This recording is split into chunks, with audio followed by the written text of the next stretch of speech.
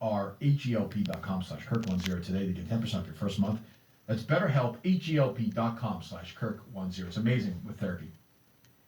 I don't know if I've ever told this story on the show. So, I'm not sure. I don't know if I've ever told the story in therapy, but it finally came up in one of my dad's stories. It does not paint my dad in a great light. Let me say this: we had a complicated relationship. It's a rough 2 days there. Who's that? Your dad. What happened yesterday? Well, a week. Hey, see, there you go. Yesterday, you told some stories about his thoughts on. Oh, but he evolved. He did. That's true. Yes, That's yes, good. Yes, he did. Yeah. Put him on an island except I didn't enjoy it too goddamn much. A great line. Especially with a Boston accent. Fucking begin. Sort of this island is loaded with seamen. We have to move them somewhere else. I knew it. As I predicted. So I was terrified of my dad as a kid. Terrified. He was never physical ever, but he was like just tough. He was a tough. An old school dad. Yeah, he was scared. I was scared of him. And I remember I'm the same age that Harry is now, which was sort of illuminating to me yesterday. I had a report card, and back in those days, you would just get, like the physical report card. Mm-hmm. Were you old enough that you just get a physical report card at school or no? Yep. Yeah.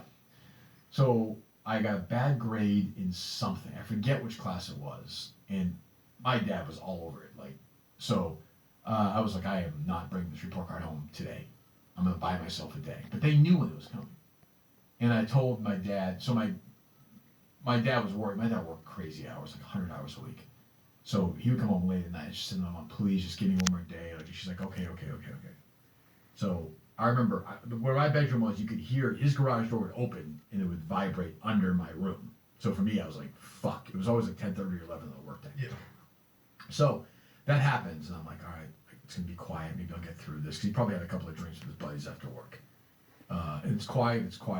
And he screams my name, and I go downstairs, and I'm like, I don't have it. He's like, you're not telling me the truth. I'm like, I don't have it. He's like, we're going to go to your school, and you're going to go get it. I'm like, well, it's like 10:30 at night. Yeah. I'm little. I'm like, I think 11 years old. And he's like, you're going. So he had some drinks. So he had a white BMW at the time. I think a 351 BMW. No, that was his license, 351 FTY. So it's Vincent Owens School from my house at 14 Tango to Vincent Owens, probably 0.6 of a mile, maybe downhill. So I'm like, I'm like, all right. He's like, no, you're gonna run there. So he turned the lights on in the BMW and drove slowly behind me. I ran all the way down to Vincent Owens. Jesus. Just illuminate. By the way, this is why I am who I am. Okay, now we're making some sense. Yeah. This never came up in therapy. Well, it may have, but I somehow wanted to not talk about a lot. So Sure. I ran all the way down there. And I'm like, it's not going to be open. And I knock on the door. And one of the fucking janitors, a nice guy, a guy who would go there and drink all the time. Very nice guy. He wound up passing away. Damn. My first thought was there's no way it's open. So it's open, and I go and I get it. And we go home and whatever. He fucking loses his mind. But yeah, I still remember running down. He did drive me home. I will give him that. I remember running down that hill, like, as a kid.